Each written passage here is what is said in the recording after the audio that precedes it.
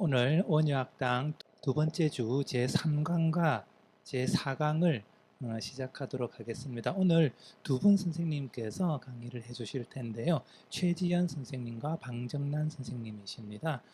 최지연 선생님, 먼저 강의를 해주실 최지연 선생님은 동국대학교에서 자이나의 다면론에 관한 불교의 비판 연구라는 주제로 학위를 하셨고요. 현재 한국외대 인도연구소에서 활발히 연구 활동을 하고 계십니다. 현대 인도 관련 논문도 많이 쓰시고요. 다방면으로 자이나 관련 그리고 인도 관련 좋은 논문을 발표해주고 계십니다. 오늘 강의할 주제는 고행인데요. 자이나는 고행을 버렸고 붓다는 고행을 버렸고 왜 자이나는 고행을 고집할까 하는 주제로 강의를 해주시겠습니다.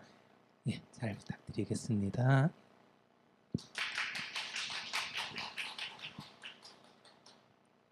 네, 안녕하세요. 네, 저 한국외대에서 최지연이라고 합니다. 제가 사실 한국불교연구원에서 나오는 그 불교연구라는 학회지 간사를 시작한 지 한 15년 넘었습니다. 그래서 제가 처음에 간사 맡으면서 여기 처음 와서 이제 초반에 법회를 좀 오고 했는데 또 공부도 하고 직장일도 하다 보니까 오래 다니지는 못했습니다만 여전히 불교 연구 그 일을 같이 하고 있습니다. 그래서 이렇게 말하자면 강의를 하게 돼서 굉장히 영광스럽게 생각하고 열심히 해보겠습니다.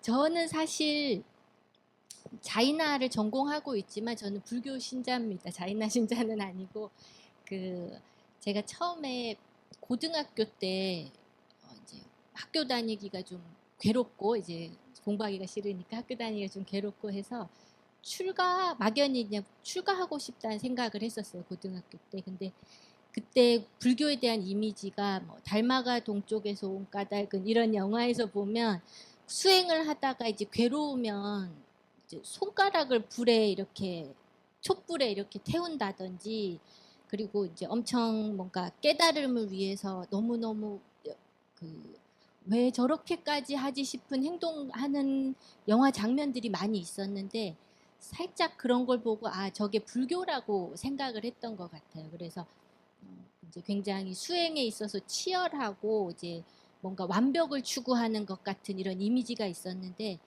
대학을 동국대 와서 이렇게 보니까 선배들이 그거는 불교가 아니라고 하는 거예요. 그러면서 그러면 내가 본 불교 그게 아니구나라고 하면서 자이나교라는 종교를 알게 됐는데 제가 잘못 알고 있던 그런 여러 면이 사실은 자이나교가 갖는 면인 거를 알게 됐고 이제 전공은 그래서 자이나를 하게 됐지만 그 신심 같은 거는 불교에 있습니다. 혹시 외도가 왔다 생각하실까봐 미리 말씀드립니다. 일단은 제가 이제 부제로 붓다는 왜 고행을 버렸고 자이나는 왜 고행을 고집할까라고 했는데 아마 이제 여기 오신 선생님들은 불교에 대해서 많이 아시니까 아실 거예요. 그 석가모니 붓다께서 고행에 대해서 이제 해봤지만 무용하다라는 걸 선언하고 자신만의 다른 그 수행 방법을 통해서 깨달음을 얻었다라고 그 초전법륜 같은 거 할 때 얘기가 많이 나오니까 아마 아실 거예요. 근데 그러면 그 붓다가 고행을 무용하다고 했는데 자이나는 왜 아직까지 지금도 자이나는 고행주의 종교인데 왜 아직까지도 그런 깨달음을 얻지 못했을까라는 게 이제 저의 이 수업의 출발 지점입니다. 그리고 이제 석가모니가 우선 출가할 때부터 이제 석가모니가 했던 수행을 모두 석가모니가 개발한 것이 아니라 이제 부처님께서 원래 없던 수행이라든지 없던 지혜, 예를 들어서 윤회라든지 업이라든지 아니면 우리 이 세상 사람들은 모두 고통 속에 있다든지 이런 거를 석가모니가 우선 출가할 말해도 될까요? 그런 것이 이제 아니고 원래 있던 문화라는 얘기를 미리 좀 말씀을 드려야 될 것 같습니다. 아마 이제 많이 아시겠지만 석가모니가 출가하게 된 배경에 대해서 말씀드리면 우선 석가모니 붓다는 이제 그 크샤트리아의 장자로 태어나서 원래는 왕이 돼야 할 사람이었고 이제 여러 가지 그 농경제에서 밖에 나가서 여러 가지 그 농사 짓는 모습을 본다든지 그런 데서 이제 노병사를 이제 목격하게 됐고 마지막으로 그 늙고 병들고 죽는 그런 모습에서부터 마지막에 그 출가 수행자의 편안한 어떤 모습을 보고 나서 늙고 병들고 죽는 것보다는 저런 수행자의 편안한 상태 저렇게 살고 싶다 생각해서 출가를 했다라는 게 이제 경전에 보통 소개된 내용입니다. 그러면 지금 보시는 이 마지막 물론 이제 드라마적 요소이긴 합니다만 마지막 북문에서 만난 이 출가 수행자 말하자면 석가모니가 명상 수행이라든지 아니면 깨달음을 위한 출가를 하기 전부터 이미 출가 문화가 있었다는 거가 되겠죠. 출가 수행자 그때부터 있었으니까 다른 그 인도 철학의 다른 전통 같은 데서 이들을 지칭하는 용어가 보통 산야신이라든지 무니라거나 따빠신이라고 부릅니다. 아마 이제 다른 명칭들은 모르셔도 이제 무니는 아마 들어보셨을 거예요. 무니라는 말은 성자라고 보통 번역하고 우리가 샤키야족의 성자라고 그래서 샤키야 무니라고 석가모니의 그 이름이 되겠죠. 이런 존재들이 원래부터 이제 활동을 하고 있었습니다. 아주 고대부터, 그러니까 불교가 있기 전부터 이 사람들의 보통 공통점으로 거론되는 것들은 일단 무소유를 실천하고 있고 그 다음에 거주처 없이 산이나 숲에서 그냥 머물면서 단식을 한다든지 아니면 어떤 고행을 하는 이런 존재들로 묘사가 됩니다. 그리고 또 더 드라마 같은 데 많이 나오는 걸로는 신통력을 가지고 있었고 미래를 예견한다든지 이런 능력이 있었기 때문에 마을에 있는 사람들에게 이제 존경을 보통 받고 뭔가 우리 집에 두려운 일이 있거나 하면 이 산야신에게 앞으로 어떻게 될까요? 이런 점을 보게 한다든지 이런 이야기들이 많이 나옵니다. 마하바라타에 이 무니에 대해서 보통 이런 식으로 묘사를 합니다. 첫 번째는 이제 무니, 그러니까 우리가 샤키야 무니 할 때 그런 무니답게 행동하는 무니는, 그러니까 말하자면 수행을 잘하는 그런 무니들은 욕망을 버리고 모든 행위를 그치고 자신의 감각을 정복한다. 그리고 금욕 생활을 통해서 수척하고 인내하여 살과 뼈와 피는 쇠약해져 있다. 그리고 무니가 짝을 이루는 것, 뜨거운 것, 차가운 것, 하나와 다, 선과 악. 지금 이 짝을 이루는 것은 보통 물질 세계를 말하는 겁니다. 그러니까 해탈한 사람들에게는 대상에 대해서 우리 일반 사람들은 길다거나 짧다거나 아니면 춥다거나 덥다거나 하는 것들을 상대적으로만 느낄 수 있지 절대적인 더위, 절대적인 추위라는 걸 가늠할 수가 없습니다. 근데 깨달은 자들은 이걸 뛰어넘을 수 있다는 얘기예요. 그래서 이런 것들로부터 자유로워지면 진짜 무니가 된다. 그리고 이 세상을 정복하고 다른 세상을 얻을 수 있다. 말하자면 우리가 피안의 세계라고 하는 그런 세계를 얻을 수 있다. 이렇게 설명하고 있고 또 다른 이제 왕이 산야신이 된 다음에 하는 수행에 대한 소개가 있습니다. 왕이 숲속에서 과일과 나무 뿌리를 먹으면서 살았다. 나무에서 떨어지는 것과 음식 찌꺼기만 먹으면서 살았다. 이렇게 1000년을 살았다. 그리고 30년 동안은 물만 마시면서 말과 마음을 제어했다. 1년 동안은 바람만 먹었지만 무기력하지 않았다. 그리고 한 발만 서서 공기만 마시면서 6개월을 산 다음에 덕이 완전해져서 하늘로 올라갔다. 말하자면 우리가 지금 표현으로 쳤을 때 해탈했다라고 하는 그 수행을 단식을 통해서 단식을 하면서 완성했다고 이제 표현하고 있는 겁니다. 그러니까 이렇게 표현되는 수행이 인도 이 석가모니 붓다가 출가하기 전에 인도의 주류였던 수행 문화입니다. 그리고 석가모니가 이제 머리카락을 자르시고 이제 출가를 하게 되시는데 출가한 뒤에 그 경전 같은 데서 출가 후에 여러 스승 찾는 이야기들이 이제 많이 나오게 돼요. 첫 번째로 간 데는 고행림이라고 하는 고행자들이 사는 숲에 처음에 갔는데 거기 고행자들은 조금 뭐 말하자면 수행하는 그 질이 조금 낮았습니다. 그래서 조금 그 사람들과 이제 이야기하고 여러 어떤 스승이 대단하다더라 이런 소문 듣고 정보를 이제 얻은 다음에 첫 번째로 알라라깔라마라는 스승을 찾아갑니다. 이 스승은 고행을 통해서 굉장히 높은 삼매 상태에 이르는 사람이었고 이 사람의 삼매를 보통 무소유처정이라고 부르는 그런 명상 상태를 말합니다. 그리고 물론 이게 사실인지 역사성이 있는지는 모르지만 이 사람의 어떤 여러 가지 교리적인 그 이론에서 불교와 유사한 걸 굉장히 많이 찾을 수 있어요. 그러니까 예를 들어서 업과 윤회 문제라든지 그 다음에 인간이 고통을 겪는 이유는 무지 때문이라든지 수행을 통해서 여기서 벗어날 수 있다든지 이런 이야기를 하는데 사실 이게 이론적으로 봤을 때 그러니까 지금 인도 철학 다른 학파들 내용으로 비교했을 때 쌍키아 철학하고 조금 비슷한 면이 있습니다. 그리고 이제 이런 그 이론과 무소유처정이라고 하는 삼매 상태까지 경험하지만 부처님이 이제 출가하신 그 목적이 있잖아요. 내가 뭔가 마음에 큰 번뇌가 있다. 그리고 막 태어난 내 아들이 나처럼 이렇게 괴롭게 살 것 같다. 이런 고통에서 아니면 이런 괴로움을 내 아들이 겪게 하고 싶지 않다라고 하는 그런 번뇌가 있었는데 그게 해소가 되지 않는다고 판단하고 두 번째 다른 스승을 찾아갑니다. 두 번째 스승은 비상비비상처정이라고 하는 경지에 이제 이른 사람이었어요.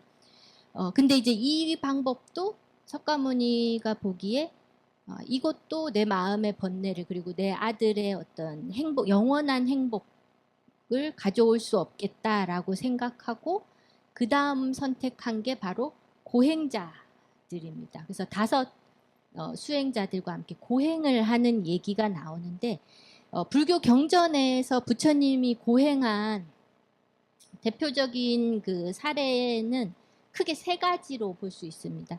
한 가지는 뭔가 우리가 마음이라든지 몸이라든지에서 일어나는 욕구들이 있는데 이걸 일단 참는 겁니다. 하지 않는 것.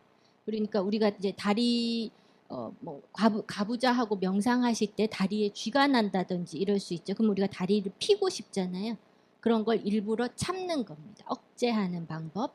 근데 이제 이런 식으로 이제 경전에 이제 소개된 첫 부분 뭐냐면 나는 입을 다물고 혀끝으로 입의 천장을 누르면서 마음으로 생각을 억제하고 나를 제어하고 괴롭히겠다.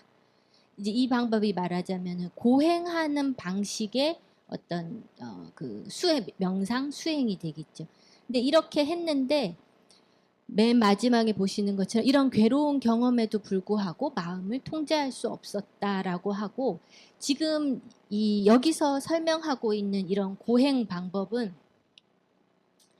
인도 철학의 요가라든지 자이나교라든지 이런 데서 고행으로 많이 거론되는 방법과 이제 유사합니다. 비슷한 것들인데 대표적인 고행 방법이 한 자세로 오래 있기. 우리가 이제 그 명상 자세로 방가부자를 이제 가장 좋은 방법으로 많이 쓰는데 그게 한 자세로 오래 있을 수 있는 방법이라서 그걸 선택하는 겁니다. 근데 인도의 다른 자이나교나 이런 사람들은 지금 옆에 그림에 보시는 것처럼 더 힘든 자세로 오래 있을수록 고행의 어떤 등급을 높게 쳐줍니다. 그래서 이런 한 자세로 오래 있는 것, 그리고 사람이 없는 곳에서 혼자 머무는 것. 여러분들 사람 아무도 없는 산속 같은데 혼자 있어야 한다. 심리적으로 뭔가 두렵다든지 공포라든지 이런 게 들 수 있겠죠. 근데 이런 거를 말하자면 이걸 고행한다 생각하고 참아야 되는 거예요. 그리고 더 나아가서 일부러 화장터 근처에서 삽니다. 화장터 근처에서 살면 뭐 귀신 같은 것도 무서울 수도 있겠지만 또 하나는 사람들이 저를 혐오하게 돼요. 그러면 그 혐오를 극복하는 것, 이것도 고행에 들어갑니다.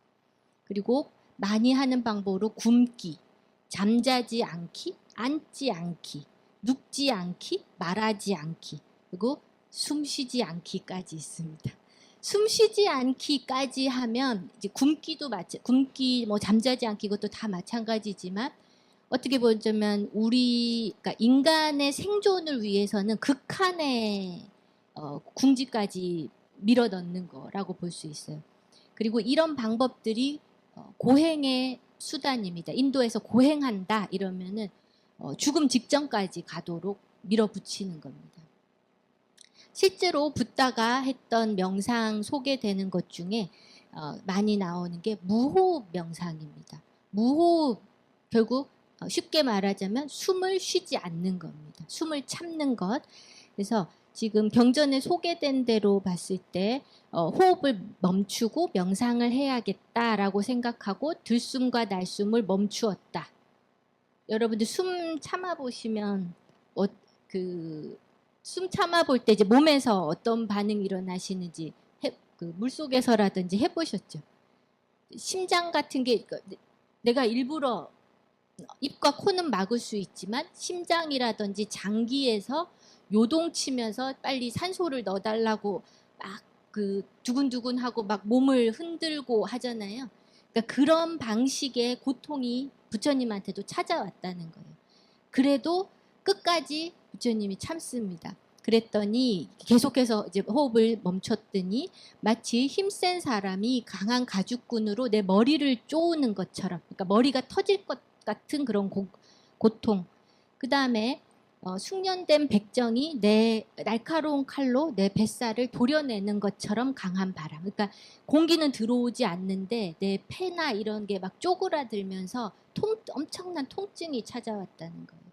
그리고 또 소개된 걸로는 석탄이 타고 있는 구덩이에 구워지는 것처럼, 그러니까 몸에서 열이 나고 가만히 온몸이 흔들리고 식은땀이 나고 열이 나서 이제 곧 죽을 것 같이 몸에서 너 이러다가 죽는다 이런 신호를 이제 계속 보내는 그런 상황입니다. 그래도 더 합니다. 여기서 멈출 수 없다.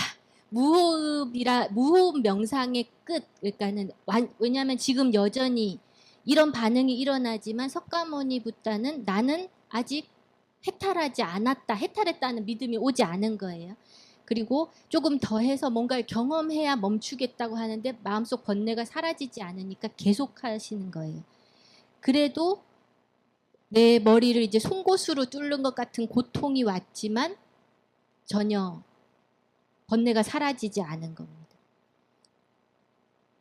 이 과정에서 이제 맨 마지막에 보시면 여러 가지 이 고통을 이루다 말할 수 없을 정도였지만 나는 의식을 놓지 않았고 내가 의식을 유지하면서 본인의 이걸 관찰했을 때 여전히 나는 번뇌가 사라지지 않았다라는 겁니다.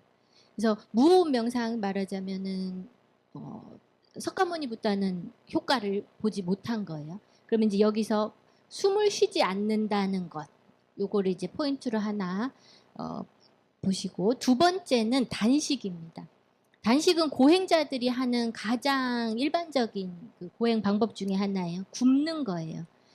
굶는 거에 대해서 이제 경전에 이렇게 너무 비유가 아주 아름답게 쓰여져 있는데, 강낭콩 스프를 단식을 하면서 강낭콩 스프를 한 방울씩만 먹었다. 그러는 동안 내 몸은 늙은 노인의 정강이처럼 야위어 갔다.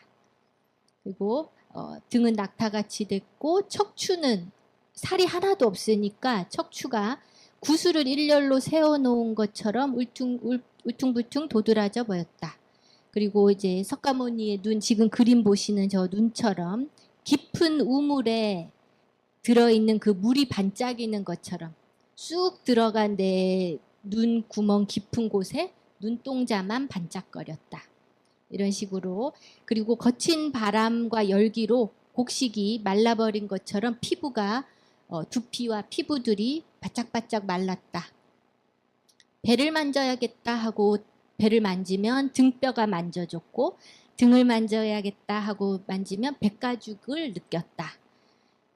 그리고 소변을 넣어야겠다 생각하고 이제 몸을 일으키면 몸에 영양이 하나도 없으니까 기운이 없어서 그냥 앞으로 바로 꼬꾸라졌다. 그리고 몸을 달래기 위해서 팔다리를 이렇게 쓸면 이 털 모근에 영양이 하나도 없어서 그냥 단지 이제 몸만 이렇게 비볐을 뿐인데도 털이 목은 채 떨어졌다. 이렇게 이제 쓰고 있어요. 그러니까 지금 이 석가모니의 수행 상태, 지금 이 사람 아까 숨도 죽기 직전까지 이제 참았고 지금 단식도 어떻게 보면 옆에서 까마귀가 쓰러질 것만 이제 기다리고 저 시체를 먹겠다. 그리고 까마귀가 보고 있을 만큼 지금 위태로운 상태까지도 밀어붙이신 거예요. 근데 그 순간 지금 고행이 특히 이제 단식이 굉장히 유행하고 있고 많이들 이런 수행을 하고 있는데 아마 이 사람들이 이 정도이지 이 이상은 아니었을 거다. 왜냐하면 이 이상 하면 죽는 게 뻔하기 때문에. 그리고 현재도 그렇고 미래도 그럴 것이다. 하지만 나는 아무것도 성취하지 못했다. 라고 쓰고 있습니다. 그러면서 이제 보통 우리 불교 경전에서 말할 때는 석가모니의 수행은 그래서 극단적인 고행도 그리고 어떤 쾌락적인 지금 우리 세속세계를 즐기고 향유하는 이런 쾌락적인 면도 극단적인 면도 이걸 떠난 그 중간 중도를 추구한다. 이렇게 보통 우리가 불교 배우실 때 그렇게 배우실 거예요. 그러면 이제 제가 그러면 단순히 너무 극단적으로 수행하면 죽으니까 고행을 하지 말라 그랬을까요? 부처님은 고행을 왜 안 했을까? 고행이 왜 필요 없다고 했을까? 그리고 거꾸로 그러면 고행자들은 이렇게 하다가 죽은 고행자들이 아마 많이 나왔을 텐데 고행하는 다른 전통 요가와 자이나는 사실은 불교보다는 더 오래된 수행자 전통이거든요. 그러면 이 수행자 전통의 이 사람들은 수행자들이 별로 얻는 것도 없이 죽어가는 수행자들이 꽤 있었을 것인데도 불구하고 왜 고행을 계속 고집했고 지금도 고행 수행을 하고 있을까? 우리가 이제 이걸 내용을 들여다보면 이 자이나교라든지 이런데 이론적인 그 베이스가 있습니다. 말하자면 믿고 있는 게 있어요. 고행을 해야만 한다라고 믿고 있는 배경이 있어요. 가장 뚜렷하게는 말하자면 이 사람들은 철저하게 이원론으로 생각합니다. 이원론이라는 거는 우리가 보통 육체와 정신을 나누듯이 그리고 이 세계에 물질적인 것과 물질적이지 않은 것이 있다고 알듯이 그리고 물질적인 것과 이제 지성, 그러니까 무지성과 지성이 있는 것으로 알듯이 이렇게 두 가지로 나눠서 생각합니다. 자이나교에서는 이런 정신적인 실체를 지바, 영혼이라고 불러요. 그리고 물질적인, 그러니까 정신적인 것을 제외한 모든 것을 아지바라고 합니다. 비영혼이라고 이름을 부르고 있어요. 우선 정신적인 것은 우리가 알고 있는 기억, 뭐 우리가 머리로 한다고 하는 아니면 감정을 담당한다고 하는, 그러니까 죽은 시체와 살아있는 나를 구분할 수 있는 어떤 생기, 그리고 지각 능력, 감각 능력, 생각하는 능력 이런 것들을 모두 정신으로 봅니다. 그리고 자이나 요가 이런 데서 다 이들이 바로 해타라는 주체입니다. 그리고 물질 같은 경우에는 이것과 반대로 지성이 없어요. 생각을 하지 못하고 그러니까 생각하는 능력이 전혀 없습니다. 그리고 감각이라든지 이런 게 없고 그리고 어둠, 어리석음을 담당하고 그다음에 무겁습니다. 그리고 어떤 말하자면 영혼의 입장에서 물질을 속박하는 주체라고 할 수 있어요. 그리고 이제 이 자이나에서는 지금 제가 아까 우리가 이제 영혼이라고 하는 여러분 자이나에서는 영혼이 여러분 생명의 수만큼 영혼이 따로 있습니다. 그러니까 이 세상에 엄청나게 많은 영혼이 있고 이 영혼들은 애초에 모르는 게 없는 존재예요. 애초에 영혼은 이 세상 모든 것을 알 수 있고 어디에든 갈 수 있고 자유로운 존재예요. 근데 이런 존재들이 물질에 속박되면서부터 어리석음이라는 것을 가지게 된다. 이렇게 설명을 하는데 이 보통 불교에서 우리 존재가 윤회하는 그 힘, 윤회하는 원인을 보통 뭐라고 그럽니까? 여러분은 왜 다시 태어나셨어요? 윤회 믿으신다면 여러분은 전생에서 이번 생에 다시 태어나신 건데 뭐 때문에 다시 태어나셨을까요? 업으로 다시 태어나셨죠. 이제 자이나에서 정신과 물질을 나눴을 때 그러면 업은 정신일까요? 물질일까요? 물질에 들어갑니다. 업이 우리가 볼 때 형체가 없고 이렇지만 자이나에서 봤을 때는 업은 절대로 영혼이 아니기 때문에 물질에 들어가요. 그래서 자이나는 업을 물질이라고 설명을 합니다. 그래서 특히 이 업 물질이 영혼의 입장에서는 영혼에게 유입된다. 말하자면 영혼에게 업이 달라붙는 겁니다.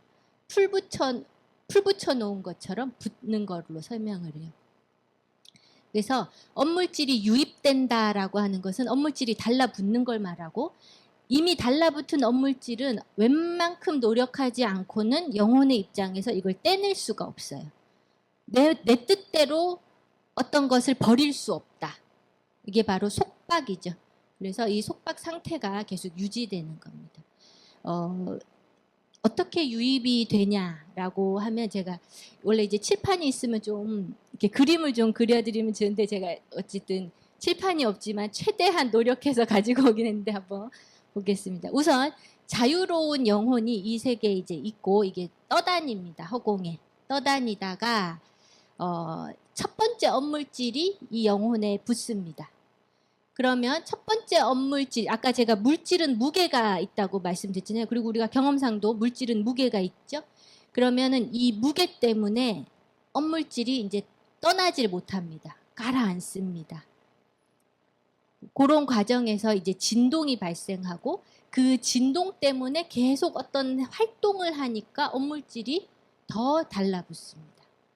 자, 그림으로 보자면 지금 이 세계는 이런 온갖 제가 영혼, 뭐 색깔, 뭐 노란색은 잘 안 보이시겠지만 노란색 뭐 이렇게 이 허공에 엄청나게 많은 영혼과 업물질들이 입자처럼 떠 있습니다.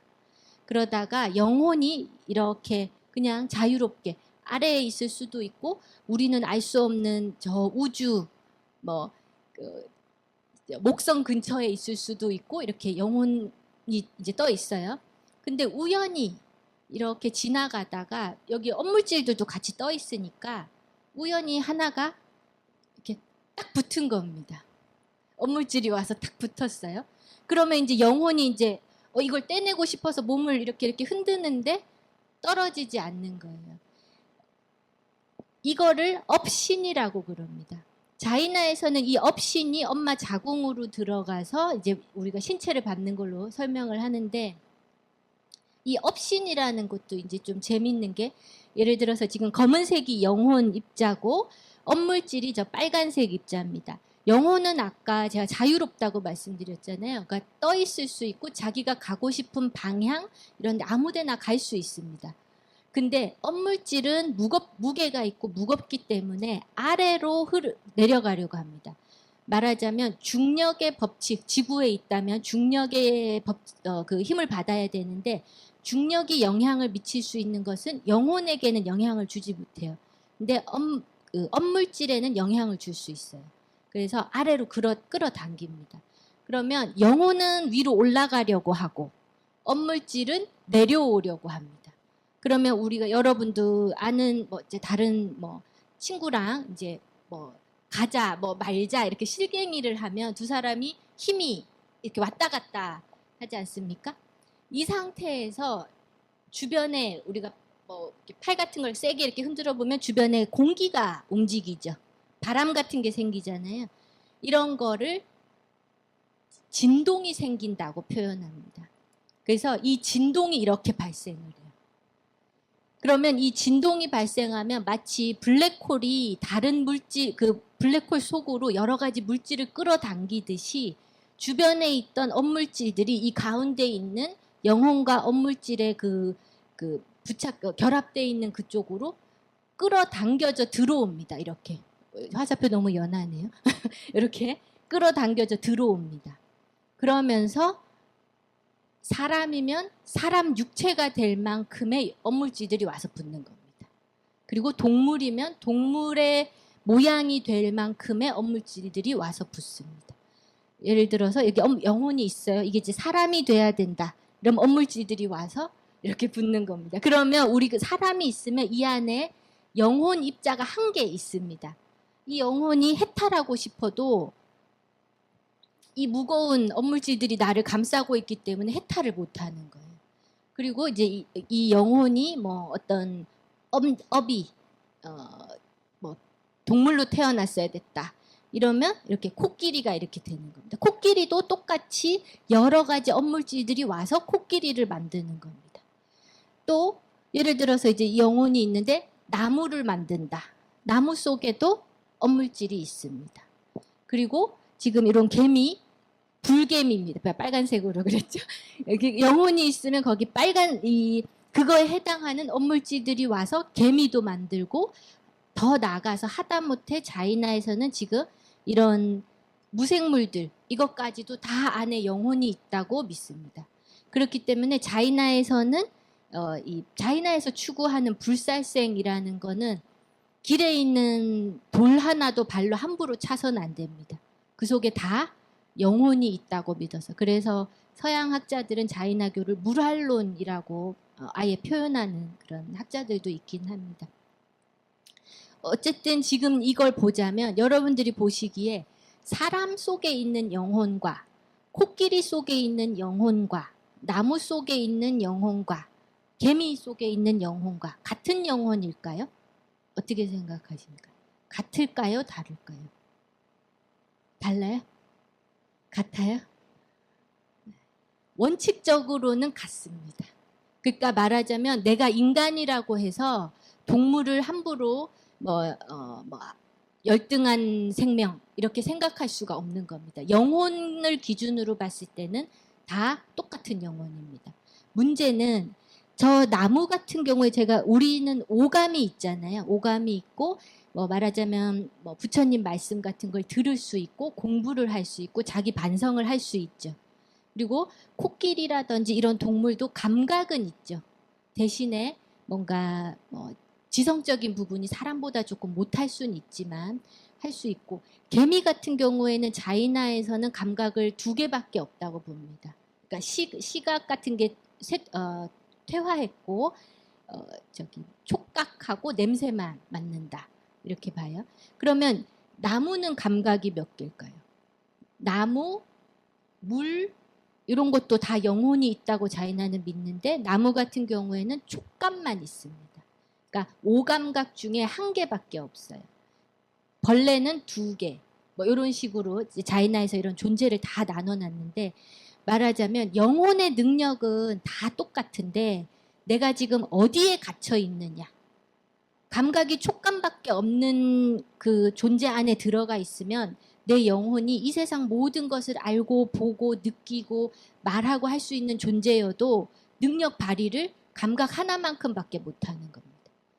개미도 마찬가지고 그러면 기왕 태어날 거면 당연히 감각을 5개 가진 걸로 태어나는 게 훨씬 좋겠죠. 그렇게 돼서 이제 자이나가 이제 윤회한다든지 착하게 살아야 된다든지 하는 게 적어도 무생물에 갇히면 나올 길이 없습니다. 그래서 지금 자이나 입장에서 봤을 때 이제 정리를 하자면 자이나는 해탈 주체라고 하는 게 철저하게 영혼을 말합니다. 그리고 영혼의 입장에서 내가 속박되는 그 원인은 물질 때문입니다. 그러면 영혼의 입장에서 나를 속박하고 나를 해탈하지 못하게 하고 자유롭지 못하게 하는 존재, 원흉, 적, 원수가 육체입니다. 물질이고 육체예요. 그래서 자이나에서 자이나가 이제 진화에서 온 말인데 승리자라는 뜻이거든요. 말하자면 육체와의 싸움에서 이겼다는 소리입니다. 그래서 그러니까 이 영혼의 입장에서 봤을 때 내가 뭔가 행복하다. 지금 육체를 가진 상태에서 어떤 행복을 느낀다. 여러분들 식사하시면 맛있는 음식 먹을 때 행복하고, 사랑하는 사람 만났을 때 기분 좋고, 여러 사람과 있을 때, 아니면 내가 이 사회에서 인정받을 때 행복감을 느끼잖아요. 그런 데서 오는 만족. 그러면은 이 세상에 더 살고 싶다 라든지, 아니면 이 행복이 계속 유지됐으면 좋겠다 라고 하는 생각 드는 모든 것들이 사실상은 물질 세계에 안주하게 만드는 만족감들입니다. 자이나에서 봤을 때. 그래서 육체를 즐겁게 하는 것, 여러 사람과의, 아까 왜 산속에서 혼자 살아야 되고 사람들이 나를 혐오해야 되고 하는 수행이 필요한 이유가, 내가 이 세상에 만족해서는 안 되기 때문에, 물질 세계에 만족하지 않기 위해서 그런 고행들을 하게 되는 겁니다. 그래서 수행적으로 봤을 때 자이나는 철저하게 두 가지로 나눠서 생각합니다. 육체적으로는 육체를 괴롭히는 수행을 해야 되고, 그 다음에 영혼의 입장에서 봤을 때는 영혼이 원래 가진 능력, 그러니까 모든 것을 아는, 우리가 보통 불교에서도 그런 표현 씁니다마는 일체지자에 해당하는 그 영혼의 능력을 각성하는 것, 이렇게 두 개로 나눠서 볼 수 있어요.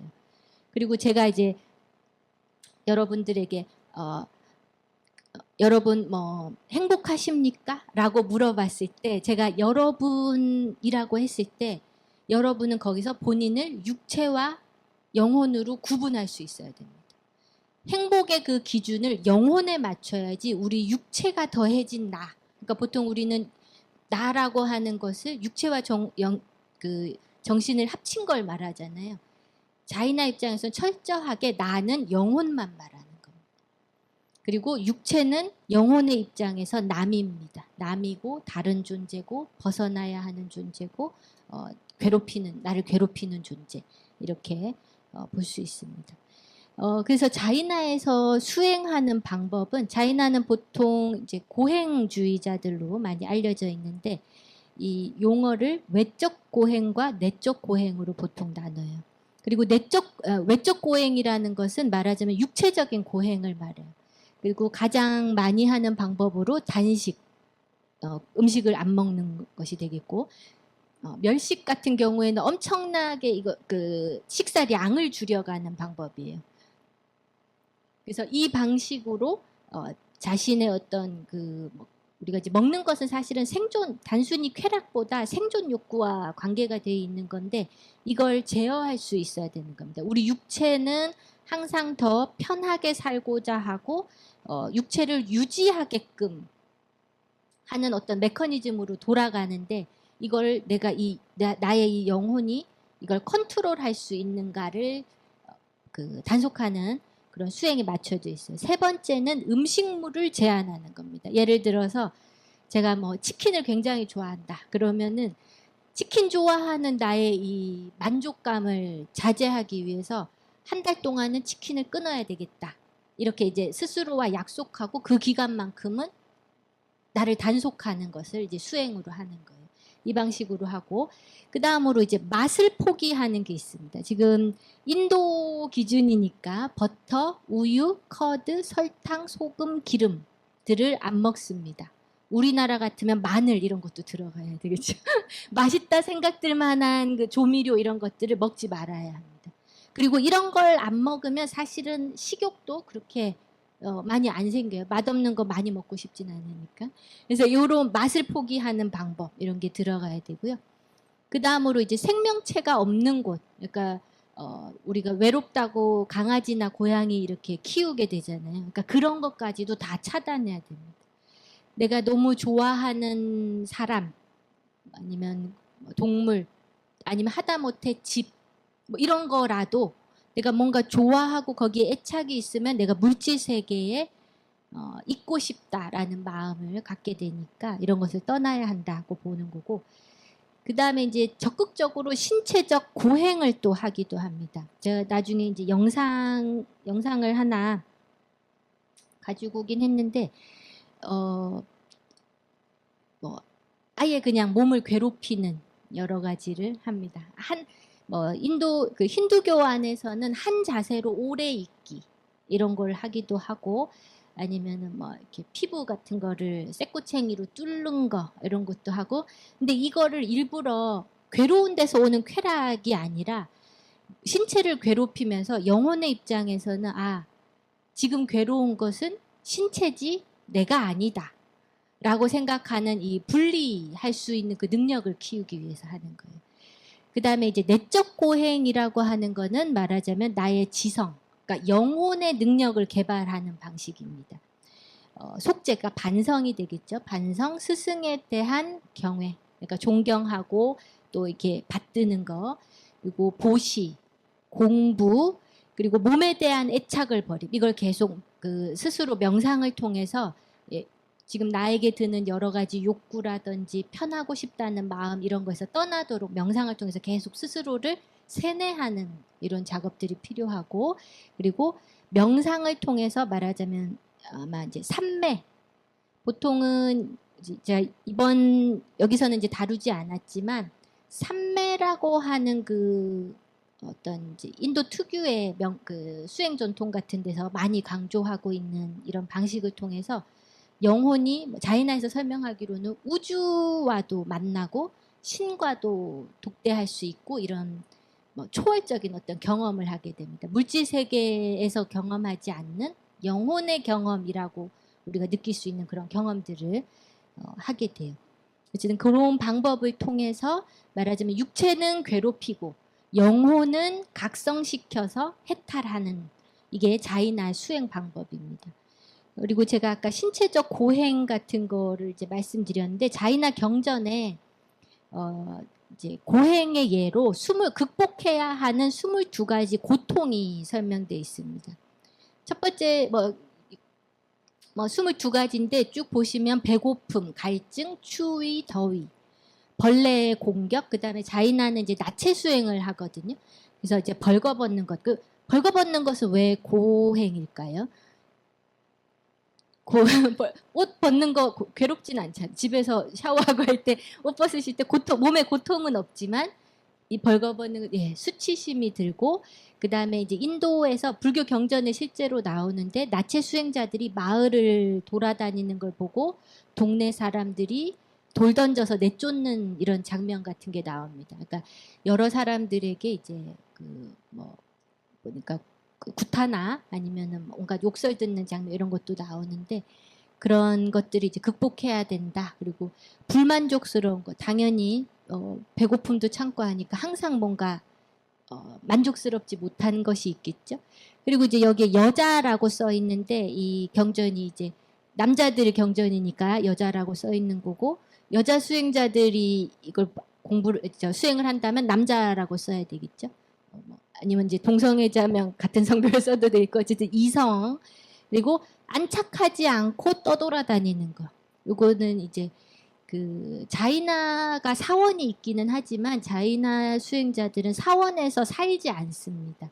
떠돌아다니면서 살고, 자이나 사원은 제가자들이 관리합니다. 그래서 1년에 한 번씩 이렇게 순례하면서 사원에 잠깐씩 들러서 사원을 이렇게 보기만 할 뿐, 관리라든지 거기서 나오는 수입이라든지 이런 것은 자이나 수행자들은 전혀 관여하지 않습니다. 그리고 학습 장소. 우리도 지금 이제 여기 한국불교연구원은 굉장히 학습 장소가 좋지만 공부하고 싶은데 커피숍 같은 데서 좀 하다가 또 옮겨야 된다 이러면 그 장소에 대한 불만이 있겠죠. 어디 한 군데 정해놓고 우리 선생님 말씀 좀 좋은 데서 계속 듣고 싶다 이런 마음이 들 수 있겠죠. 그러니까 그런 마음 갖지 말라는 얘기가 되겠고, 몸을 누일 장소, 그리고 악담, 구타나 위협, 이것도 다 아까 말씀드린 대로 수행자가 돌아다니는데 그 마을 사람들이 이제 좀 보기 싫다고 쫓아내고 이런 일들에 대한 것이고요. 두 번째는 이제 걸식. 우리 그 불교도 탁발 문화가 있지만 자이나도 그 무소유를 실천하는 사람들이기 때문에 걸식을 해서 삽니다. 걸식하는 것이 고통인 이유는 아무래도 이제 우리가 뭔가를 구걸해야 된다는 데서 오는 이제 심적인 어떤 괴로움들이 있을 수 있고, 두 번 이것과 이제 관계해서 걸식에서의 무소득. 그러니까 제가 엄청 용기 내서 걸식을 하러 갔는데 그나마도 하나도 못 얻었어요. 그럼 얼마나 그 비참하겠습니까? 그래서 그런 무소득까지도 극복해야 될 고통 중에 하나고, 병, 이제 뭐 당연히 아플 수 있겠죠. 더러운 것, 그리고 잠자는 장소도 정해져 있지 않으니까 뭐 하루는 마침 이제 잡은 데가 편한 장소일 수 있지만 또 어떤 날은 집더미처럼 불편한 데서 자야 될 수도 있습니다. 그런 것. 그 다음에 이제 이게 좀 재밌는데, 공경도 극복해야 될 고통 중에 들어갑니다. 공경은 여러분들 보통 우리가 좋은 겁니까? 나쁜 겁니까? 공경받는다라고 하는 거는 좋은 거가 되겠죠. 수행자들 입장에서 우리는 이제 뭐 물론 제가자들 입장에서는 수행자를 공경해야 맞겠죠. 근데 수행자의 입장에서 제자들이 혹은 제가 신자들이 나를 공경한다 라고 하는 것은 뭐 이제 불교도 사실은 마찬가지겠지만 두려워해야 되는 것 중에 하나라고 이제 보고 있는 겁니다. 왜 그럴까요? 나를 자만하게 만들 수 있고, 그 다음에 내가 더 열심히 매진해서 수행을 해야 되는 사람인데 이거에 안주해서 이들로 하여금 군림하고 싶고, 그다음에 내가 가진 지식이 이 세상에서 가장 뛰어난 지식이라고 말해주고 싶고, 지금 허경영이 이제 신인이 돼가는 과정이 그런 거 아니겠습니까? 얘기하다가 보니까 이 사람들이 이렇게까지 내 말을 믿으니까 신이 된 것처럼 느끼는 거죠. 그래서 이런 것들도 이제 극복해야 될 것 중에 들어갑니다. 또 보시면은 지혜도 들어갑니다. 지혜는 우리가 얻어야 되는 거잖아요. 내 자이나에서 여기에 이제 넣어놓은 지혜는 말하자면 내가 하나를 얻었다고 해서 거기에 안주하면 안 된다는 소리. 지혜가 생겼다 하더라도 계속 또 더 계속 뭔가 그 자이나 같은 경우에는 생애탈을 인정하지 않거든요. 그러니까 내가 살아있는 동안에는 항상 내 지혜가 내려갈까봐 혹은 사라질까봐 항상 두려워해야 합니다. 그 당연히 무지도 그렇고, 마지막에 이제 직관되지 않는 것이라고 했는데 이거는 뭐냐면 그 수행자가 수행을 엄청 열심히 했는데 삼매 경험을 못하는 거예요. 그러니까 같이 똑같이 수행한 수행자들은 누구는 벌써 그 삼매 체험을 하는 이런 경지로 봤을 때 스승이 너는 어디까지 올라갔다 이런 얘기를 해주는데, 나는 저 친구보다 훨씬 더 일찍 수행을 시작했는데도 삼매 체험을 못하는 거예요. 이게 이제 이 자이나 경전 같은 것들이 이제 불교도 마찬가지지만 여러 가지 실제 수행 그 단체를 운영하는 중에 이제 생긴 사례들로 나오는 것들이니까 이런 사람들이 이제 있는 거죠. 그래서 그거에 대해서도 너무 조바심 내거나 그러지 말고 천천히 계속 극복해가라고 하는 것 중에 하나입니다. 그러니까 삼매가 어려운 거 이런 거. 이렇게 이제 고통의 예들이 써 있습니다. 근데 이제 여기서 우리가 보통 불교는 고행을 하지 않는다라고 하는데 불교에서도 존경받는 고행스님이 한 명 있습니다. 가섭이라고 하는 존자가 되겠고, 가섭 존자는 아마 많이 들어보셨을 거. 네, 특히 이제 동아시아에서는 굉장히 뭐 아남보다 더 높게 치는 이런 것도 조금 있죠.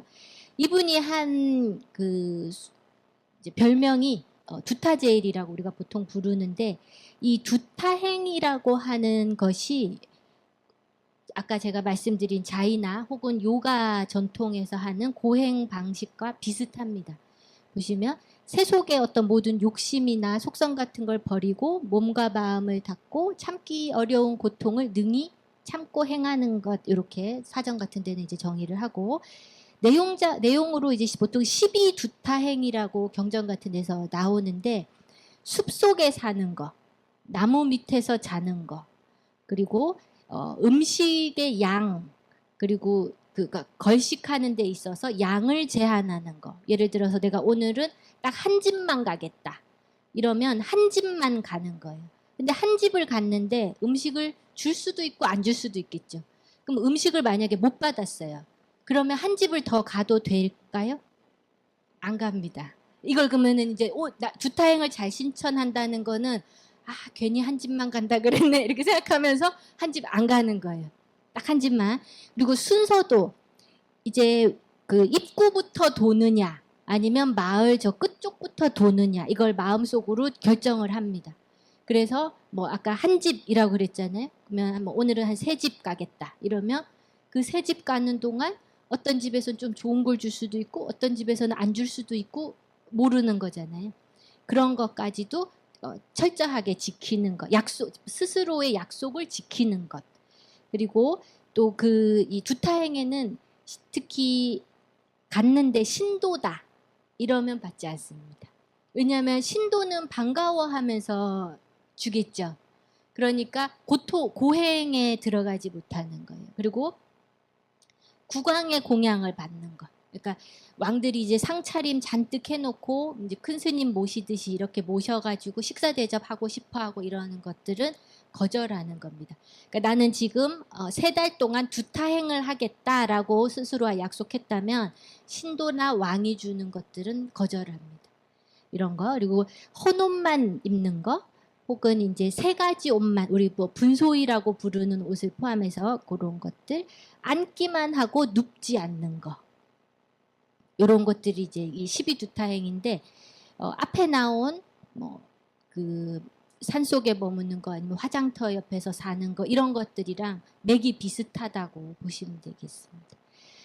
어쨌든 자이나에서도 이런 식의 고행을 하는 건데 지금 보시는 이 수행상은 입상이죠. 보통 자이나는 우리 석가모니 부처님이나 그 부처님들은 보통 가부좌 하고 있는 상이 많은데 자이나도 가부좌 수행을 하기는 합니다만은 지금 보시는 이 입상이 가장 많습니다.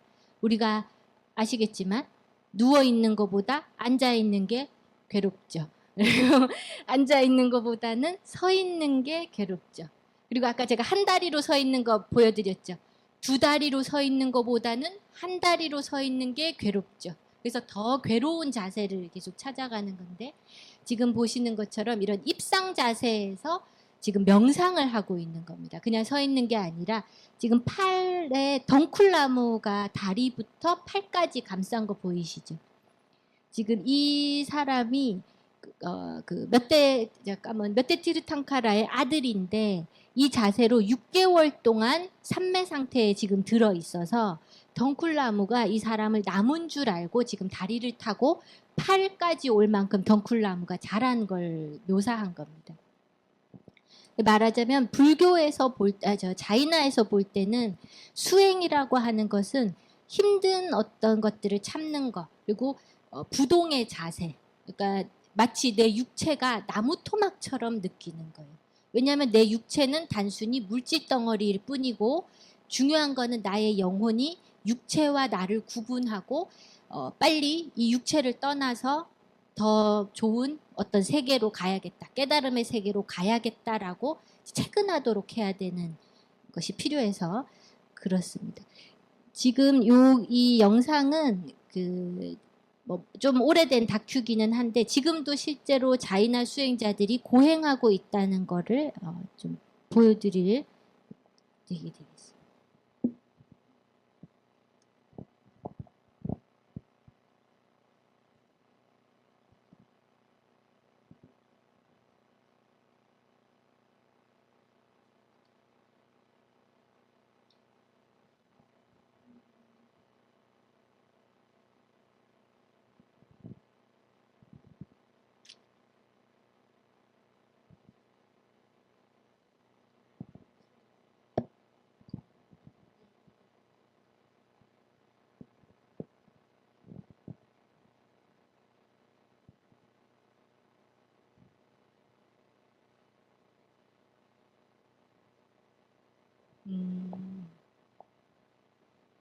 네. 이게 소리가 지금 이제 보시는 이게 이제 수행하는 장면인데 아까 음식 탁발 받는 건데 요즘은 이제 집집 가기가 이제 힘들어서 마을 이제 도시화도 돼 있고 보시면 맨발로 다니고 나체 수행을 하는 중입니다. 그리고 이제 신자들이 옛날 탁발 하듯이 아까 이렇게 둥글게 둘러서 음식을 이렇게 앞에 내고 있으면 그 음식 중에 내가 오늘 먹을 음식을 이렇게 고르는 겁니다. 그리고 이제 그릇 같은 거 없이 음식을 받기도 하고, 이 받은 음식을 아까 손으로 이렇게 훑었잖아요. 혹시 머리카락이라든지 벌레라든지 이런 게 있는지 보는 겁니다. 혹시 잘못 먹었다가 그 벌레 영혼이 내 몸으로 들어가면 수행한 게 이제 꽝이 되니까 이렇게 하는 거고, 지금 보시는 이분은 오늘이 이제 단식하는 날이어서 식사를 안 하시고 대신에 그 2달 만인가 3달 만인가 처음 이제 씻는 거예요. 그러니까 이 물도 만족스럽게 못하고 마시는 물도 하루에 한 번만 받습니다. 그 다음에 이제 이거는 우리 불교는 삭발을 하잖아요. 근데 자이나교는 삭발을 한다는 게 칼로 이렇게 하는 거니까 생명을 죽이는 것처럼 생각해요. 그래서 삭발하지 않고 머리카락을 뽑습니다. 이거를 남자는 3달에 한 번, 여자는 4달에 한 번 합니다.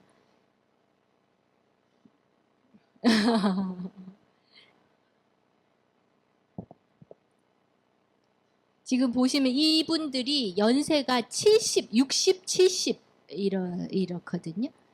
지금 막 피도 나고, 남자들은 이제 수염도 뽑습니다.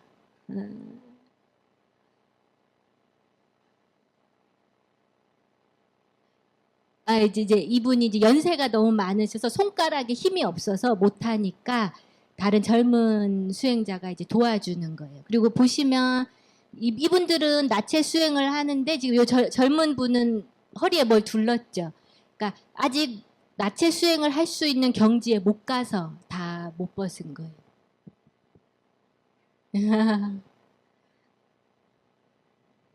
이제 수염 뽑는. 그래가지고 지금 이 나레이션으로 뭐라고 나오냐면, 원래는 이제 눈물을 흘린다거나 괴롭다고 느끼면 안 돼요. 왜냐하면 괴로운 게 지금 통증이라는 거는 육체의 반응이지 내 영혼이 이거를 괴롭다고 느끼면 말하자면 영혼에게 도움이 안 되는 거죠.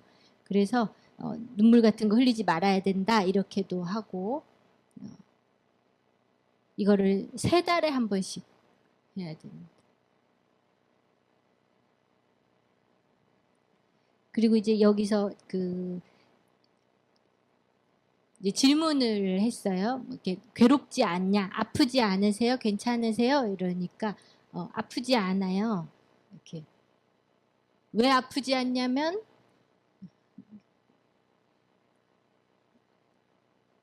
영혼과 몸은 다르다고 믿기 때문에. 그러니까 아픈 거는 몸이지 내 영혼이 아니다. 근데 우리가 왜 아프다, 고통스럽다 느끼냐면 지금 육체에 속박돼 있어서, 말하자면 육체가 나를 지배하고 있어서. 그러니까 나를 지배하는 것이 영혼이어야 되는데 육체가 지금 우리를 지배하고 있기 때문에 편하고자 하고, 남들 시선이라든지 내가 예쁜 옷 입으면 남들이 나를 바라봐 주는 거에 이렇게 기분 좋아지고, 이런 게 다 육체 때문이라고 이렇게 보고 있는 겁니다.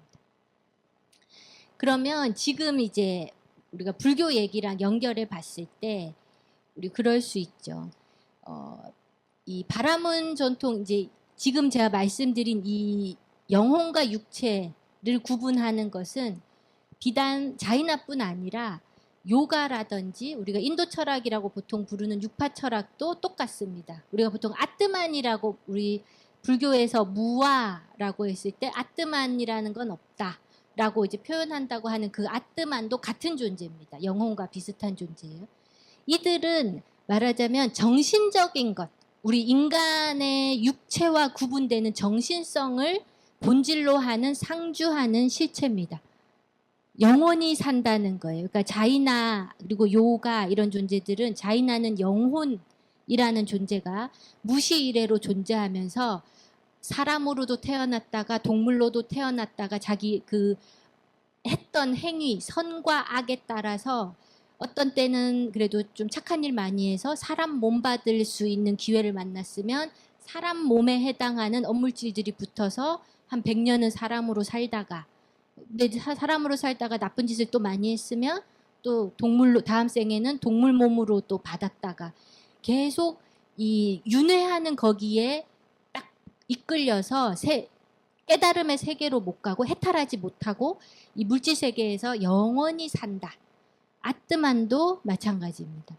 근데 지금 우리 이제 한국불교연구원 선생님들이 이제 불교 많이 아시니까 아마 아실 거예요. 불교에서는 이런 상주하는 정신적인 실체 상정할까요? 있습니까? 불교는 무아라고 해서 자아라고 할 만한 것이 없다고 설명하잖아요. 그러니까 이런 존재를 부정하는 겁니다. 그럼 제가 앞에 아까 정리한 것처럼 자인화교에서 해탈의 주체는 영혼입니다. 영혼이 해탈하기 위해서 싸워야 되는 적은 영혼을 구속하고 있는 육체. 그러면 육체를 괴롭히는 고행을 반드시 해야 되는 이론적인 논리적인 연결이 되는데 불교는 부처님은 말하자면 그런 자아가 없는데 자아를 속박하는 물질 혹은 육체라는 것도 필요가 없죠. 그래서 그렇기 때문에 고행이라고 할 만한 거를 얘기할 필요가 사실은 없는 거죠.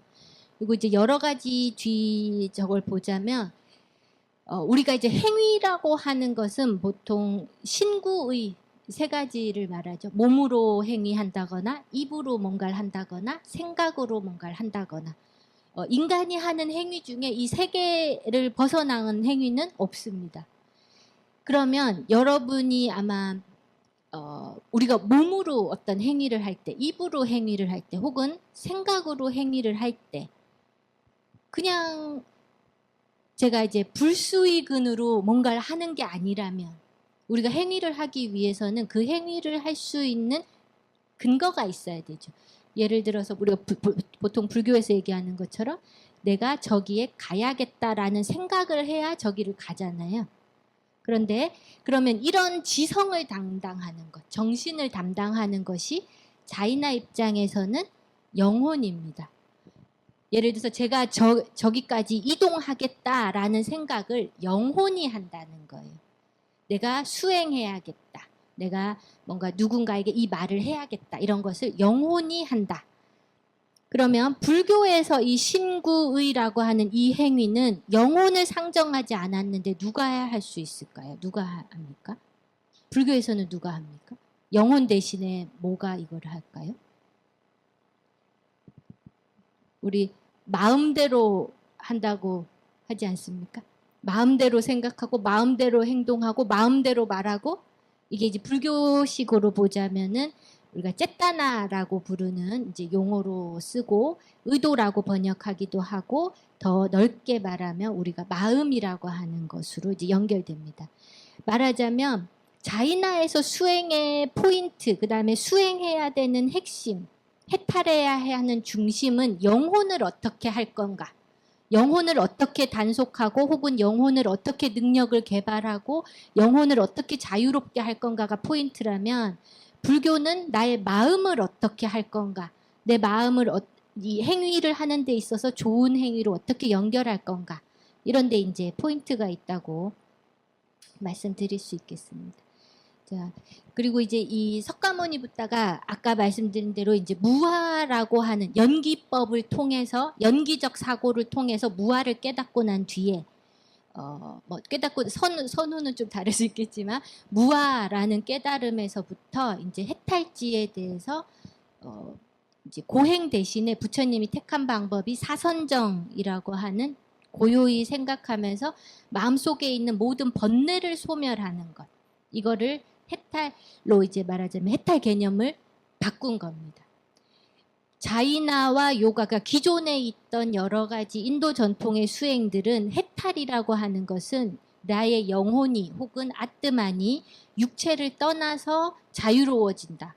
혹은 육체를 떠나서 신과 만난다. 이게 해탈이었는데 불교 입장에서 봤을 때는 육체를 떠난다는 개념이 아니라 내가 지금 있는 이 자리에서라도 내 마음속에 아무런 번뇌가 없다면 그게 해탈한 자리가 되는 겁니다.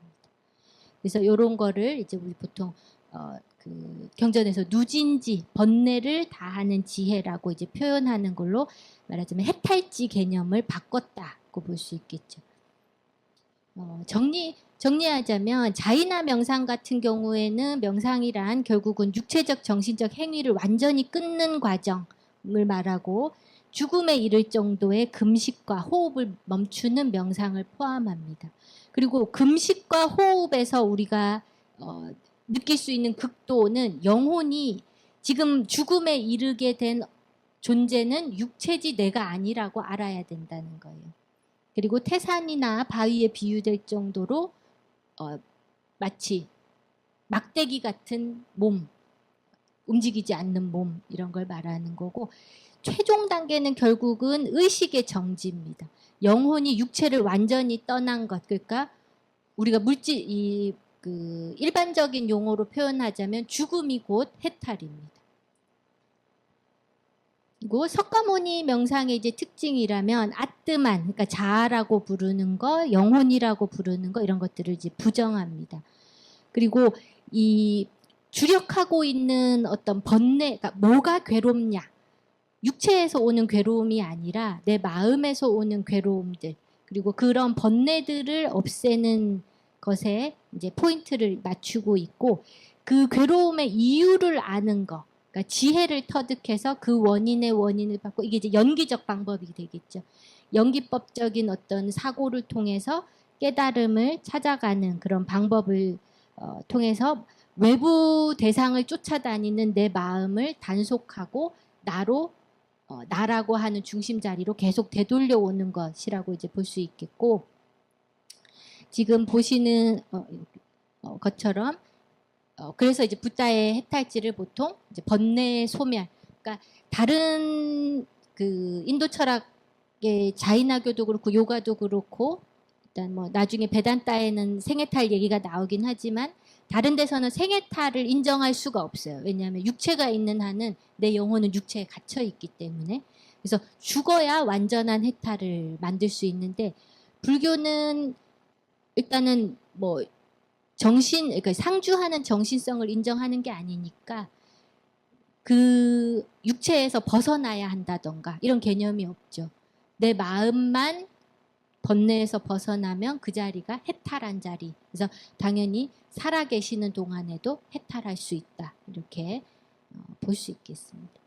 그래서 보통 이제 뭐 물론 불교에서도 이 일체지자 부처님을 일체지자라고 하는데 자이나는 영혼 원래 그 자체가 일체지자입니다. 그러니까 원래 일체지자인 영혼이 육체에 갇혀 있어서 일체지자가 될 수 없는 거예요.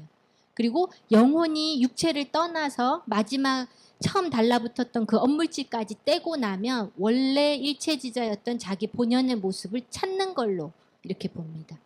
불교 같은 경우에 이제 누진지를 하고 있고 마지막으로 요거 비교해드리면서 이제 앞에 조금 정리를 한 번 더 할게요.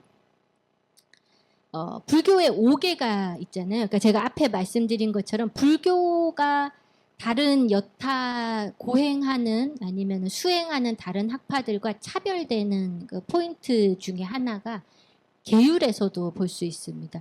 불교는 5개를 말하고 있죠. 불살생, 불투도, 불사음, 불망어, 하나가 뭐죠? 불음주가 되겠죠. 자이나교, 그다음에 요가도 5개를 말합니다. 자이나교 5개, 불살생, 불투도, 불사음, 불망어, 무소유입니다. 요가의 5개, 4가지와 무소유입니다. 그러니까 불교를 제외한 나머지 수행 전통들은 5개의 5번째는 무소유가 들어갑니다. 무소유라는 거는 우리가 어떤 것을 소유한다는 것은 보통 여러분들이 지금 소유한다고 가지고 있는 것들 어떤 것 보통 우리가 물질들이 대부분이죠. 물질들이고 하다못해 마음이라고 쳤을 때 만약에 누군가의 마음을 얻고 싶다. 아니면은 뭐 인기 이런 걸 쳤을 때 그 누군가들도 결국은 물질 세계에 있는 사람들이죠. 그러니까 말하자면 이 무소유라고 하는 것은 물질이거나 아니면 물질 세계에서 오는 어떤 정신적 개념들입니다. 존경도 포함해서. 그러니까 자이나교에서 무소유를 실천한다고 하는 것은 옷도 버리고 여러 가지 물질에 대한 거, 만족, 먹는 거, 자는 거, 편히 쉬는 거 이런 걸 다 버리고 하다못해 어떤 사람에게 기대고 싶은 마음, 또 누군가에게 존경받고 싶은 마음, 사랑받고 싶은 마음, 아니면 사랑하고 싶은 마음 다 물질적인 대상이 있는 거잖아요. 누구라고 하는 실체가 있는 사람이잖아요. 뭐 동물이 될 수도 있겠지만 그런 걸 다 포함해서 그런 걸 다 떠나는 걸 해야 된다는 겁니다. 바꿔서 말하면 육체적인 고행을 말하는 거예요. 무소유는 고행과 연결되는 방식이에요. 그러면 불음주는 어때요? 음주 상태는 왜 불교에서 나쁘다고 할까요? 뭐 우리 음주운전 좀 하면 안 되나요? 어때요? 음주운전 왜 안 될까요? 남한테 피해를 주죠. 왜 남한테 음주 상태에서 왜 남한테 피해 줘요? 사고를 낸다. 사고는 일반적으로도 사고 낼 수 있잖아요. 음주운전에서 사고가 그러면 더 잘 나나요? 왜 더 잘 날까요? 정신이 없어서.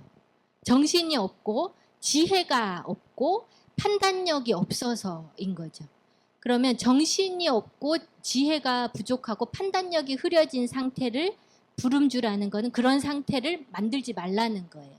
그러니까 이 5개를 지킨다고 하는 것은 수행자 네가 이 4가지 기본적인 계율과 함께 정신을 놓지 말라는 겁니다. 정신 아까 제가 그 신구의라고 하는 행위를 하는 기본 그 기저가 자이나나 요가 같은 데서는 영혼, 아뜨만들이 그런 정신적인 걸 한다고 친다면 불교는 그 역할을 하는 게 우리 마음이라는 거죠.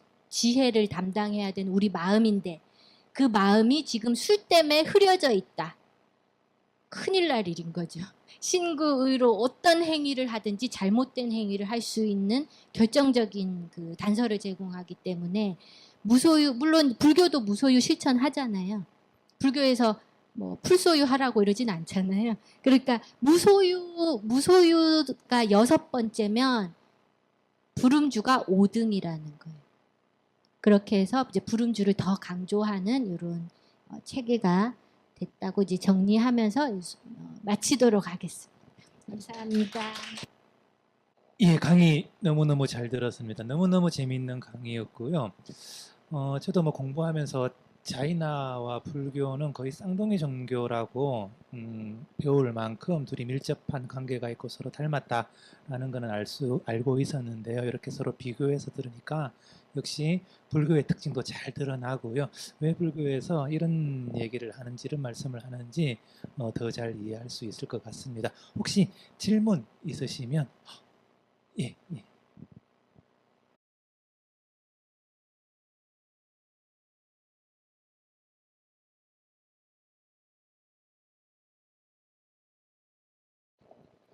네, 일단 인도 철학은 이원론과 일원론으로 이제 크게 나눌 수 있어요. 근데 아까 제가 제가 여러분들에게 여러분 하면은 결국은 여러분 영혼이라고 말씀드렸잖아요.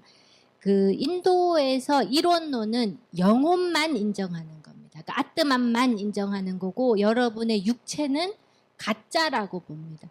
내 영혼이 말하자면 지금 그 마술사가 와서 마술을 부려서 여러분 앞에 이제 이런 걸 만들어 줬어요. 그러면 여러분 눈에 이게 보이잖아요. 그러면 내 눈에 보이니까 지금 실제로는 가짜인데 있다고 착각하는 것처럼 설명하는 게 이론론자들입니다. 그러니까 여기에는 물질이 빠져요. 그러니까 물질은 이제 거기 들어가지 않고 아뜨만만 존재한다. 왜냐하면 아뜨만이 결국은 브라만이라고 하는 궁극적인 존재하고 같은 존재가 돼야 하기 때문에 결국은 뭐랄까 이 신의 상주성을 인정하는 그 학파라고 볼 수 있고 나머지는 일단 이원론에서 출발하는 이원론, 다원론으로 나눌 수 있어요. 근데 나머지 다원론들도 결국은 근본적으로는 이원론에서 출발하기 때문에 뭐 이원론 범주에 들어간다고 할 수 있겠죠. 그리고 지금 불교처럼 아무것도 그러니까 불교는 당연히 물질적인 거 영원하지 않다고 말하고 정신적인 것도 영원하지 않다고 말하죠. 이런 거는 이제 불교밖에 없다고 할 수 있어요.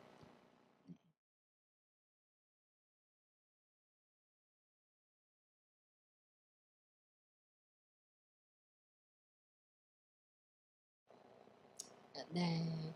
일단 저 솔직히 말씀드리면 요거는 그 답할 수 없는 어려운 질문이어서 이건 불교 안에서도 이렇게 딱 말했다고 할 만한 거 있을까 이래 싶긴 한데 개인적으로 저는 불교에서 이제 말하자면 뭐 영원한 실제가 없다라고 해서 지금도 존재하지 않는다라고 말한 건 아니라고 생각하고 있어요. 그러니까 지금 일시적으로 이제 저가 이제 이름이 최지연인데 최지연이라는 사람의 말하자면 색수상 행식이 지금 있는 동안에 제가 행동하고 생각하고 하는 그때의 마음은 제 것으로 지금은 있어야 되겠죠. 그리고 그동안은 뭔가 바르게 살아야 한다던가 이런 걸 해야 될 테고 제가 이제 이 육체를 포함해서 색수상 행식이 다시 흩어질 때는 또 사라졌다가 뭐 그렇게 되는 거 아닐까요? 너무 어려운 질문이라서 네. 그리고 이게 사실은 아마 이제 아시고 질문하신 거라고 이제 생각 드는데 불교에서 다른 학파들에서 불교를 공격할 때 가장 많이 하는 공격 중에 하나입니다. 니네가 이제 윤회에 대해서 얘기를 하면서 그러면은 업을 받는 주체를 누구라고 할 건데라는 그런 비판 계속 끊임없이 이제 다른 학파들에서 하고 있고 불교가 뭐 공이라거나 이제설 포함해서 이제 공사상으로 설명한다거나 찰나멸론으로 설명한다거나 여러 방식으로 이제 답을 해오고 있죠. 그리고 아마 진의는 통했을 거라고 생각하는데 우리가 이제 얼마나 이해했느냐, 그러니까 그 현상과 본질을 얼마나 잘 엮어서 이해했느냐 이런 문제 아닐까. 네, 네. 네, 감사합니다. 혹시 뭐 다른 질문 더 있으신가요? 네, 그렇습니다. 역사성 아주 중요한 지적이신 것 같습니다. 질문이 없으시면 저도 하나 해도 될까요? 예, 안 되죠. 예, 안 되겠습니다. 질문 내용이 뭐냐 하면 대답은 안 하셔도 좋습니다. 하나는 이제 조금 약간 교리적이라고 할까 철학적인 질문이고 하나는 이제 역사적인 그런 질문인데 애초에 왜 전혀 성격이 다른 지바라고 하는 영혼이 물질적인 성격을 가진 업하고 결합할 수가 있는지 그게 가능한지 거기에 대한 대답이 있는지 이건 굉장히 좀 철학적인 문제여가지고 좀 고민이 많이 필요할 것 같은데 자이나는 어떤 식으로 이제 생각을 했는지 궁금했었고요. 또 한 가지는 자이나와 불교가 아까 처음 말씀드렸다시피 쌍둥이 종교라고 할 정도로 굉장히 처음에 출발은 유사했는데 그 끝은 자이나는 인도에서 살아남았고 불교는 사라졌잖아요. 그 이유를 뭐라고 생각하시는지 이건 그냥 간단하게 한마디 말씀해 주시면 좋을 것 같아요. 그 자이나와 이제 불교 이것도 이제 정답이 있는 건 아닌데 제가 사실은 뭐 약간 힌두교나 이런 것도 요즘에 그 환경이 그래가지고 공부를 좀 하다가 보니까 말하자면 불교가 인도에서 더 크게 융성했었다. 그러니까 아쇼카 덕분에 자이나 불교 이제 동북부에 있던 종교가 남부까지 이제 굉장히 적극적으로 인도 아대륙이 굉장히 크거든요. 인도가 지금 28개 주인데 우리나라보다 33배가 큽니다. 남한보다 33배가 큽니다. 그렇다는 거는 한 주가 우리 남한보다 큽니다. 그러니까 엄청 큰 그 지역에 말하자면 동북부 일부에 있던 그 종교들이 다 퍼지면서 소개가 됐는데 불교가 훨씬 더 이제 유행했고 더 커져 있던 상황이었고 그리고 중앙아시아까지 중앙아시아 동북아시아까지 진출해서 이제 돼 있었는데 이슬람이 중앙아시아를 먼저 평정하고 인도로 넘어오거든요. 근데 중앙아시아에서 그 이슬람이 불교 사원을 굉장히 많이 부셨어요. 그래서 간 다음에 불교는 종교로 인식을 했고 자이나교는 오히려 좀 그 수행자들도 불교처럼 모여 살지 않았었고 흩어져서 이제 그 유랑 생활하면서 이제 흩어져 있기도 했고 그다음에 이제 지역적으로도 불교보다 교세가 아주 크지 않았었고 근데 중앙아시아에서 이미 경험상 불교랑은 싸웠던 경험이 있는 상황에서 불교를 더 적극적으로 없앤 거 아닐까 이런 생각을 해봤었어요.